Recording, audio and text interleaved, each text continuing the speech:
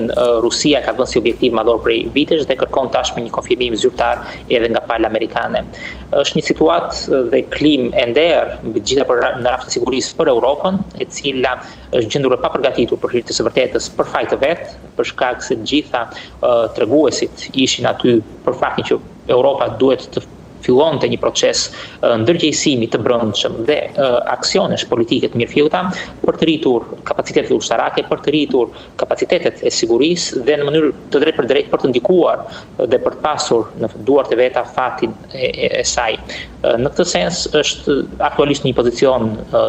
të mëdysht dhe kjo duket në qëndrimet gati mjaft radikale që kanë marrë një pjesë e vendimarrësve evropian për të ndryshuar atë që deri më sot ishin politikat e tyre të mbrojtjes, politikat e tyre të sigurisë dhe politikat e tyre të jashtme dhe për të filluar një proces rikonceptualizimi të tyre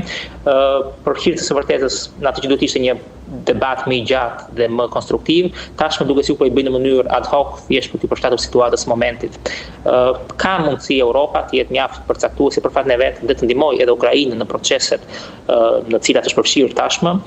jo vetëm në luftë, por edhe në paqëbërjen që do të vijë më pas, por nevojitet sigurisht një ndërgjegjësim më i madh edhe një leadership mjaft më i madh nga Europa në këtë aspekt. Në fakt, Europa është një ndër pikat e dobta, por duket se po shihet larg edhe atyre bisedimeve që po zhvillohen. Do doja të ndaleshim pak më shumë te kërkesat specifike që mund të shtrojnë kryes Rusia dhe a mundet t'ia plotësojë Ukraina këto kërkesa? Sidomos nëse ka një zë për të folur në këtë tryez. Ju e thatë edhe më herët që Putini nuk e sheh Zelenskin si të barabartë për të biseduar, por po i drejtohet gjatë gjithë kohës Trumpit. Po, objektivi i Rusisë më së pari është që të njihen ato territoret pushtuara për gjithsej lufte, duke qenë se është kategorike në rezultatin e kësaj lufte tashmë 3 vjeçare, me dëshirën për të pushtuar këto territore dhe për t'i mbajtur ato në mënyrë të vazhdueshme. Është më së paku parimi më themelor mbi të cilin ka nisur diskutime tani nga pikpamja ruse dhe për hir të së vërtetës është një shkelje e tmerrshme për vetë sovranitetin e Ukrainës dhe sigurisht edhe për sigurinë europiane. Elementi i dytë do të jetë lehtësimi i sanksioneve dhe padyshim në këtë sens Rusia ka ngritur si çështje në bisedimet me palën amerikane dhe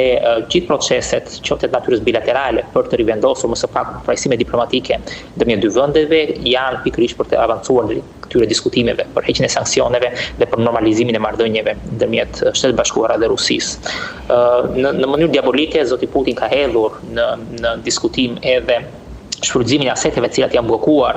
nga perëndimi, nga Bashkimi Evropian kryesisht, por edhe nga Shtetet Bashkuara, si një aseti të cilin janë gatshëm ta vënë në dispozicion nga ana e tyre për të arritur një marrëveshje të paqes, por për hir të së vërtetës ato fonde do të ishin mjaft më të elaboruara për të rindërtuar Ukrainën pas kostos shkatëruese që ka sjellë kjo luftë këtij vendi. Në kryet e diskutimit besoj se do të jenë edhe rajone të tjera, jo vetëm Europa lindore dhe Ukraina, por do jenë edhe rajone të tjera si pjesë diskutimit dhe mendoj se ka një strategji zoti Putin në këtë aspekt, duke qenë se ka përfshirë në si temë të diskutimeve me Shtetet Bashkuara edhe çështjen e Iranit, të programit bërthamor të Iranit, duke dashur të portretizojë veten si një ndërmjetësues në Shtetet Bashkuara dhe Iranit dhe në këtë mënyrë duke besoj do të jetë strategjia e tij për të kërkuar çelime nga ana tjetër, duke thënë që unë po ju sjell në tavolinë një lloj benefiti ekstra për Shtetet Bashkuara për të adresuar çështjen e Iranit, një çështje problematike dhe mjaft e rëndësishme për politikën jashtme amerikane dhe nga ana tjetër tentativa e tij do të jetë për kërkuar lëshime në atë që mund të jetë marrëveshja e paqes me Ukrainën dhe është një strategji diabolike nga pikpamja e Rusisë dhe e cila duhet refuzuar Shtetet Bashkuara së pari, por edhe nga të gjithë vendet perëndimore të cilat janë të interesuara më së paku për të përfunduar luftën në Ukrainë dhe për të mos toleruar pushtimin e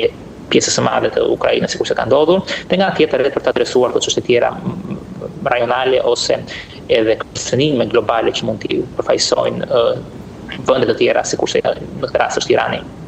Le të mbetemi te një pikë shumë e rëndësishme e diskutimeve që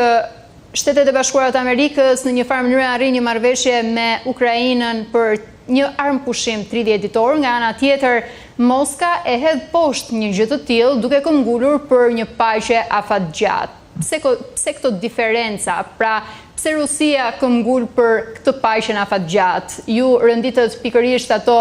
kërkesat që paraqet Rusia? Pse nuk i volit 30 ditë armëpushimit? Po, besoj se i kemi përsëri asaj përgjigjese më parshme, për dëshira e Rusisë është që ta zvarisë sa më shumë këtë proces që ka nisur aktualisht nën ombreun e Shtetet Bashkuara dhe në mënyrë specifike të vetë presidentit Trump, në mënyrë që të korë sa më shumë sukses në terren, të avancojë sa më shumë qoftë në territoret e pushtuara, qoftë në